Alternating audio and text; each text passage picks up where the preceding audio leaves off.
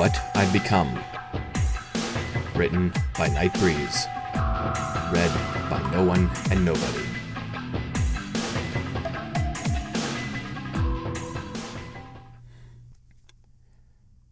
Chapter 9.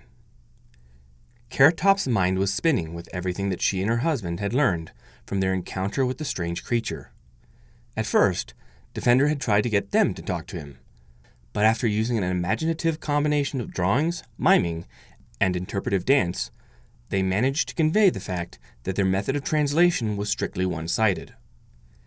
He seemed to deflate a little upon finding this out, but that didn't stop him from writing a few more things about himself before leaving. And while the translation of those few precious words were highly suspect, it still gave Carrot and Ritten a lot to think about as they slowly made their way back home. Carrot, what do you think he meant when he said, "My shape, not shape"? Ritten asked, suddenly breaking the silence that had fallen between them. Carrot just shook her head at that. I don't know. I'm more concerned about what he said after that. I'm monster, not monster. Real monster, bring me here. Yeah, that's not ominous at all, Ritten said, shivering a little as he spoke. Carrot Top was about to answer, but stopped when she heard a fluttering, clinking sound from somewhere above her. Then, without much further warning, an armored Pegasus fell out of the sky and landed gracefully in front of them, scaring the crap out of both of them. Don't do that, Ritten Script said, desperately trying to get his heart rate back down to normal. Sir, ma'am, I'm going to need you to come with me, the soldier said stiffly. Are we in trouble for something? Carrot asked nervously. No, ma'am. The princess would just like to talk to you about what you saw in the forest, he said stiffly. Oh dear, I was not prepared for royalty, Ritten Script thought as his heart dropped into his stomach. Almost. And there, I thought as I lifted up the fruit of my labor. After months of effort, planning, experimenting, and failure, I had finally made a wearable pair of pants. Sure, they were ill-fitting. Sure, one leg was longer than the other. Sure, they were just barely held together with leather strips. But at least I wasn't going to be running around butt naked anymore. This was especially important to me, now that I could expect at least some non-violent interaction with the locals. I knew that ponies weren't exactly big on clothes, but they could kind of get away with it since their stuff wasn't exactly hanging out in full view of everyone. I, on the other hand, would never be able to get away with that. Sure, I could get away with it while running through the forest by myself, but human men without pants rarely do well in social situations. One thing's for sure, though. After going through all of that, I now had a real respect for all that crap the tailors had to go through. I was just glad that I didn't have to learn how to tan hides in the wild, too. That would have been a nightmare. Thank you, Uncle Jerry, and your obsession with hunting. Especially for your obsession with brain tanning, despite how completely disgusting it is. I thought as I put on my new pants, making sure to tie off the leather strip I was using as a belt. Now that my loins had been girded, I was ready to meet with alien royalty. Yeah, I couldn't keep a straight face either. I would have preferred a nice suit, probably something dark with a rather snazzy tie to go with it. However, as I thought about that, I figured that a suit would probably make me look too much like a Slender Man. So maybe that wouldn't have been such a good idea. Anyway, that wasn't until tomorrow, if the piece of paper was to be believed, so I pretty much had the rest of the day to myself. Which meant that I was now bored. Up until this point, I had always had something to do, whether it was cooking, hunting, or trying to make these freaking awesome pants. If I was lying to myself, I would say that it was because I was such a hard worker and I hated to be idle. If I was being truthful, however, it was because the nightmares weren't quite so bad if I went to bed exhausted. As I looked around my cave, my eyes were irresistibly drawn to the pink box that sat next to the fire. Half of the cupcakes were already gone, but enough remained to give a pretty good idea of the message that was written on the top of each one.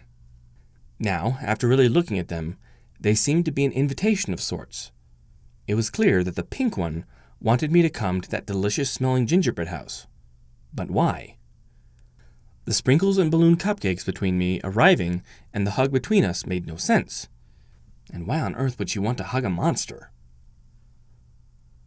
I should probably just forget about it, I thought as I plopped down on the log next to the fire. There was no way I would be welcome in town. Not now, at least. She probably didn't know just how horrifying I was.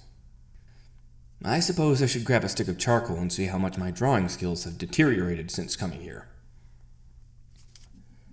As these and other thoughts chased themselves around in my head, I couldn't help but pick up the box of cupcakes and absent-mindedly stuff one into my mouth. You're here! I'm so glad you could make it! Pinkie Pie said in excitement as she opened the door. I'm glad I could come too.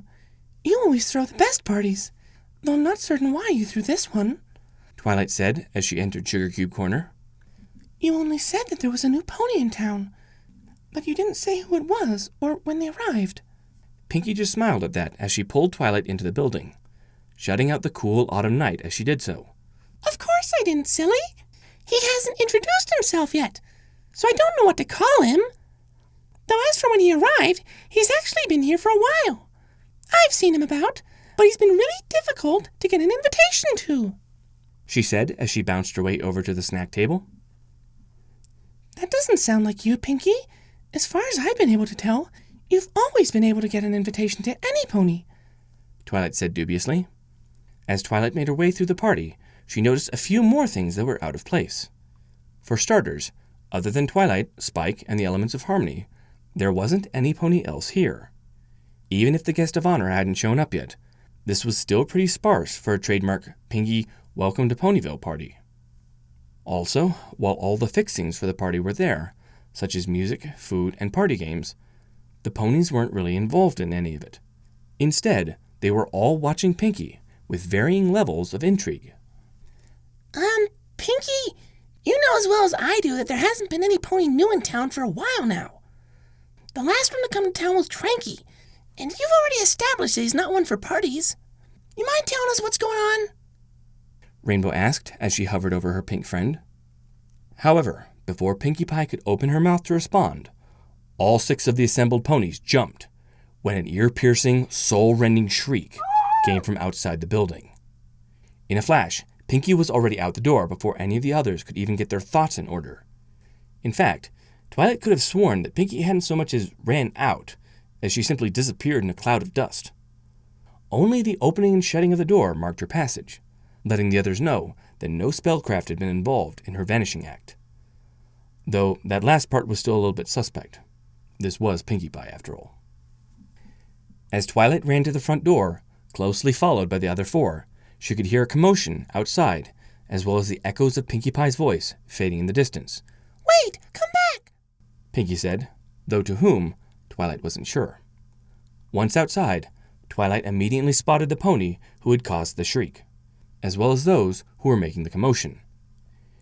In the center of the street, Twilight could see Mrs. Cake, who looked like she had seen a ghost. On the ground behind her was what looked like Mrs. Cake's weekly supply of groceries, scattered where she had dropped them when she had reared up, throwing her loose-hanging saddlebags from her back. Around her, Twilight could see that quite a crowd had gathered, all questioning her, trying to get some sort of answer out of the seemingly comatose baker. Mrs. Cake, what happened? Twilight asked as she approached the shaking mare, her friends close behind. Monster, trying to get into my house, trying to get to my children, she stuttered, horrified at what she had seen. I screamed, and it went that way, she said, as she pointed off to where Pinkie Pie could still be seen in the distance. Where in Tartarus did he go? Sergeant Weather said as he searched the forest below. After he and Private Hart had relieved Sergeant Glider and Corporal Ryder, they had faithfully kept an eye on the creature, only for it to disappear once the sun had gone down. Sergeant Weather wasn't even sure what had happened. One minute, the creature was standing at the entrance of his cave, and the next minute, he had vanished. He hadn't even looked away for that long before it had pulled its disappearing act either. Princess Luna's going to kill us, he said as he rubbed his forehead with his hoof. Why did I think this was a good idea? Must have been the cupcakes. Why am I such a sucker for baked goods? I thought as I sprinted towards the edge of town, desperate to reach the safety of the forest before I was caught by the mob. Something was wrong, though. Instead of a large group of hooves, I could only hear a single set. Instead of the huge, deafening drone of noise from a lynch mob, I could only hear a single, pleading, tearful voice. My ears must be playing tricks on me, I thought as I doubled my speed, determined to put as much distance between me and the perceived mob. There can't just be one pony behind me. There must be at least 100, all clamoring for my blood. I knew I wasn't going to lose the mob if I stayed on the street. So, as I ran, I coiled my legs underneath me and launched myself towards the building on my right. If I had been a normal human, all that would have happened is I would have made a short hop, followed closely by me landing on my face after tripping. However, as I've stated before, I wasn't exactly human anymore. So, when I launched myself, I easily cleared the edge and landed on the thatch roofing. Fortunately, I managed to land on the ridge of the roof. The center support beam prevented me from falling through, and allowing me to bounce to the other side. Okay, now that I've left them in the dust, I can finally get out of here, I thought as I ducked into the alley in front of me, only to run straight into something pink, teary-eyed, and adorable. She said something I couldn't understand. I didn't bother trying, though, as I turned and fled the other way, deftly dodging her outstretched hooves as I bolted. If she's here, the mob can't be far behind, the irrational, fear-riddled part of my brain told me. Then why was she trying to hug me? I twisted and turned, dodging down alleys in my mad dash to get away, then stopped after ducking into what appeared to be a closed train station to catch my breath. I knew from my previous excursions that the northern edge of the woods I made my home in wasn't too far from here.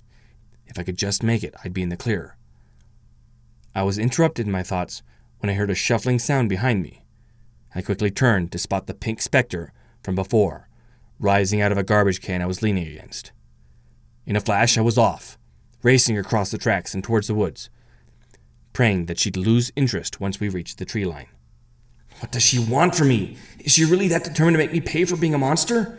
For coming into town and scaring everybody? But she was the one who sent me the invitation in the first place. I shook my head, trying to rid myself of the thoughts that plagued it. No, you've had extremely good luck with the ponies that you've met so far, but you're still just a monster. You cannot expect that luck to carry you through forever, I thought as I reached the trees. Your only hope is to somehow escape that pink demon. She hasn't acted how you would think she is. She isn't even armed. I twisted and turned, changing my path, doubled back, and generally did my best to lose the pink one and her mob, hoping against hope that I could somehow get away. I slowed down as I reached the stream. A quick glance told me that no one had followed me, and as I listened, I could tell that I had somehow lost my pursuers. I then sat down on my haunches in front of the stream, out of breath and exhausted. As I sat there, I noticed that I had reached one of the eddies in the stream, where the water formed a perfect mirror, allowing me to see myself in all of my terrifying glory. I had seen the sight before, but I was still horrified each time I saw my own reflection. I still couldn't quite reconcile my new face with the ones in my memories. I'm nothing but a monster. What other reason would she have to chase me? What possible reason could she have? I thought as I lowered my head to take a drink. As I sat up after my drink, I studied my reflection again, the water rippling and distorting the image before finally becoming calm again. As I watched, a plethora of emotions clashed inside of me. Rage, despair, loneliness, all boiling inside of me, seeking release. The feeling built until I could no longer contain them, and I found myself pounding my fists impotently against the hated reflection in front of me, splashing the water in all directions. As the feelings inside subsided, I couldn't help but turn upon myself. Why am I like this? There was no mob, yet I still ran. Am I truly that scared for my abduction? For my self-imposed exile? I thought as I stared at the slowly reforming reflection. As I watched, I spotted a pink figure slowly approach from behind. At first, I thought she was looking scared, or with her tail being as low as it was and her ears flat against her skull. Her hair also seemed to have deflated at some point during the chase, making her look like an entirely different pony. It took me a second longer than I would like to admit to realize that it wasn't fear in her eyes, but something else entirely. It was an emotion I hadn't seen in over 6 months, unless you counted that weird moon dream I had had last night. It was something that had become so alien to me that I had almost forgotten what it looked like. Slowly, she crept closer, almost as if she was trying not to scare me again. On reflex, I tensed up as I felt her hoof touch my shoulder. When nothing happened, though, I slowly turned my head towards her, fearing what I would see in those brilliant blue eyes. What I saw wasn't hate or even fear. All I saw was sadness and compassion with a deep undertone of empathy that I had rarely seen in anyone before. She said something in words that I could not understand, her voice filled with hope, but framed in the form of a question. All I could do was stare into those eyes, unable to even move as she reached out with her other hoof towards my other shoulder and pulled me into a sudden, inexplicable hug. The gesture was so unexpected, so uncalled for, so needed, that I couldn't help but wrap my arms around her as tears ran freely from my eyes. I felt my whole body seize up and start to shake as a shuddering sob tore itself from my throat. All the emotions that I had bottled up for the past 6 months suddenly crashing down on me as I hugged the soft, pink pony in front of me. I don't know how long we sat there as I felt the emotions inside of me drain like a poison, but at some point I became aware of other voices nearby. Some were alarmed, some were belligerent, some were fearful. The pink one responded in a cheerful, bubbly voice, however, only to be answered with what sounded like arguing. I didn't care, though. All that existed for me at that moment was the pink pony in front of me, who, somehow, was leeching away all the sadness, loneliness, and pain I was feeling. Then, without warning, I felt someone else join in the hug. I tried to see who it was, but I couldn't quite make it out through the tears that blurred my vision. The moonlight was bright enough for me to faintly make out something yellow, but anything other than that was frankly beyond my understanding. What? I thought incoherently as the 2 ponies gripped me tighter.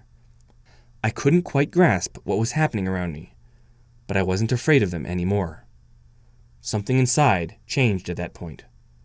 I had feared rejection so much, even when the ponies had proven time and time again that they weren't anything like what I had expected, that when they had tried to give me a chance to prove myself, I had repaid them with nothing but fear and doubt. Yeah, I was a monster, all right. But the monster I wasn't something I could ever see in the reflection. No, the monster I fought was instead something deep inside me, causing me to second-guess myself and everybody around me, despite all the evidence I had to the contrary. I no longer tried to hold back the tears after that realization, and for the first time since I was 10, I cried like a child.